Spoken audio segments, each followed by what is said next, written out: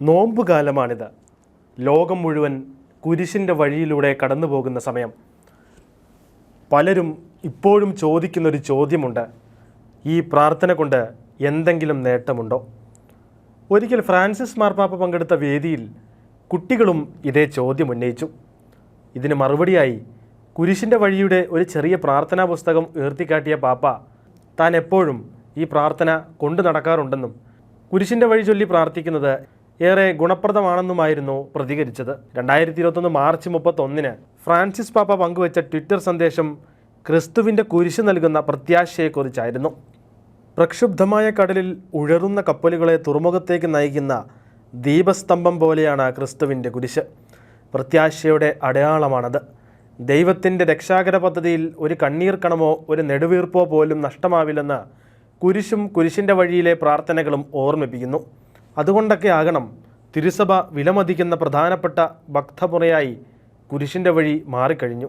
കുരിശിൻ്റെ വഴിയോടുള്ള ഭക്തി കൂടുതൽ പ്രചാരത്തിലാകുന്നത് 1342 മുതലാണ്.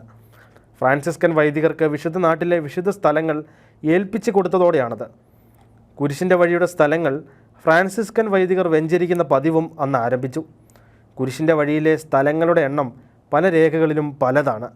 ചിലതിൽ 34 സ്ഥലങ്ങൾ വരെയുണ്ട്. കുരിശിൻ്റെ വഴിയിലെ ഒന്നാം സ്ഥലം എന്ന വാക്ക് ആദ്യം ഉപയോഗിക്കുന്നത് 15-ാം നൂറ്റാണ്ടിൽ വിശുദ്ധ നാട് സന്ദർശിച്ച വില്യം വേ ആണ്. 1686 പോപ്പ് ഇന്നസെൻ്റ് 11 ദേവാലയങ്ങളിൽ കുരിശിൻ്റെ വഴിയിലെ സ്ഥലങ്ങൾ സ്ഥാപിക്കുന്നതിന് അനുവാദം നൽകിയത്. 1731 ക്ലെമന്റ് 12 പാപ്പ എല്ലാ ദേവാലയങ്ങളിലും കുരിശിൻ്റെ വഴി സ്ഥാപിക്കുവാൻ അനുവദിച്ചു. സ്ഥലം 14 എന്ന് നിജപ്പെടുത്തുകയും ചെയ്തു. 2 ഫ്രാൻസിസ്കൻ വൈദികരാണ് കുരിശിൻ്റെ വഴിക്ക് ഏറെ പ്രചാരം നൽകിയത്. പോർട്ട് മോറിസിലെ വിശുദ്ധ ലിയനാർഡാണ് ഇതിലൊരാൾ. ഇറ്റലിയിലെ 500 ദേവാലയങ്ങളിൽ കുരിശിൻ്റെ വഴി സ്ഥാപിച്ചത് ഇദ്ദേഹമാണ്. അതുപോലെ ഇന്നത്തെ കുരിശിൻ്റെ വഴി എഴുതിയത് വിശുദ്ധ അൽഫോൺസ് ലിഗോരിയാണ്. കുരിശിൻ്റെ വഴി നോമ്പുകാലത്തെ എല്ലാ വെള്ളിയാഴ്ചകളിലും ചൊല്ലുന്നത് അദ്ദേഹം പതിവാക്കുകയും ചെയ്തു. കുരിശിൻ്റെ വഴിയിലെ 3, 4, 6, 7, 9 എന്നീ സ്ഥലങ്ങൾ ബൈബിളിൽ വിവരിച്ചിട്ടില്ല. ഈശോയുടെ മൃതദേഹം മാതാവിൻ്റെ മടിയിൽ കിടത്തുന്നു എന്നതും ബൈബിളിൽ കാണാത്തതാണ്. കുരിശിൻ്റെ വഴി കൂടുതൽ ബൈബിൾ അധിഷ്ഠിതമാക്കുവാൻ ജോൺ പോൾ II പാപ്പ 1991 കുരിശിൻ്റെ വഴി പരിഷ്കരിച്ചു. തുടർന്ന് റോമിലെ കൊളോസിയത്തിൽ എല്ലാ വർഷവും അത് അനുഷ്ഠിച്ചു പോരുന്നു.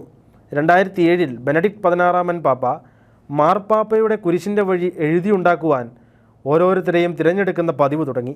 അങ്ങനെ കത്തോലിക്കരല്ലാത്തവർ പോലും കുരിശിൻ്റെ വഴി രചിക്കാനിടയായിട്ടുണ്ട്. ഫ്രാൻസിസ് പാപ്പായുടെ കാലത്ത് കുരിശിൻ്റെ വഴിയിൽ പങ്കെടുക്കാനെത്തുന്നവരുടെ എണ്ണം വർദ്ധിച്ചു. വിശുദ്ധ ജോൺ പോൾ II പാപ്പ പ്രതിസന്ധികളിൽ കുരിശിൻ്റെ വഴി നടത്തിയിരുന്നതായും അത് ഫലദായകമായി അനുഭവപ്പെട്ടതായും പറഞ്ഞിട്ടുണ്ട്. മരണശയ്യയിൽ കിടന്നിരുന്നപ്പോഴും മറ്റുള്ളവരുടെ സഹായത്തോടെ അദ്ദേഹം കുരിശിൻ്റെ വഴി നടത്തിയിരുന്നു. കുരിശിൻ്റെ വഴി ഭക്തിപൂർവ്വം നടത്തുന്നവർക്ക് ലഭിക്കാവുന്ന അനുഗ്രഹങ്ങളെക്കുറിച്ച് സ്പെയിൻകാരനായ ബ്രദർ സ്റ്റനിസ്ലാവോസിന് ഈശോ നൽകിയ വാഗ്ദാനങ്ങൾ: യാചിക്കുന്ന ഏതൊരനുഗ്രഹവും ലഭിക്കും, അതോടൊപ്പം നിത്യരക്ഷയും ഉറപ്പ് നൽകുന്നു. മരണസമയത്ത് കൂടെയുണ്ടാകും. പാപം എത്ര അധികമായിരുന്നാലും കുരിശിൻ്റെ വഴി ചൊല്ലി പ്രാർത്ഥിക്കുന്നതിലൂടെ അവർക്ക് കരുണ ലഭിക്കും.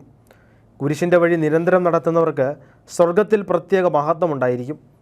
ഈ ഭക്തി അനുഷ്ഠിക്കുന്നവരെ ശുദ്ധീകരണ സ്ഥലത്ത് നിന്ന് വേഗത്തിൽ മോചിപ്പിക്കും. മരണസമയത്ത് പൈശാചിക പ്രലോഭനങ്ങളിൽ നിന്നും ഞാൻ അവനെ രക്ഷിക്കുകയും സാത്താൻ്റെ ശക്തിയെ നിർവീര്യമാക്കുകയും ചെയ്യും. ഞാൻ ആണികളാൽ കുരിശിനോട് ചേർന്ന് ഇരിക്കുന്നത് പോലെ കുരിശിൻ്റെ വഴി നിരന്തരം നടത്തി എന്നെ ആദരിക്കുന്നവരോട് ഞാനും ചേർന്നിരിക്കും. മരണം അവർക്ക് മാധുര്യമേറിയ ഒരനുഭവമായിരിക്കും. അതെ, കുരിശിൻ്റെ വഴിയിലെ പ്രാർത്ഥനകൾ നമുക്ക് കോട്ടയും ബലവുമായി മാറട്ടെ.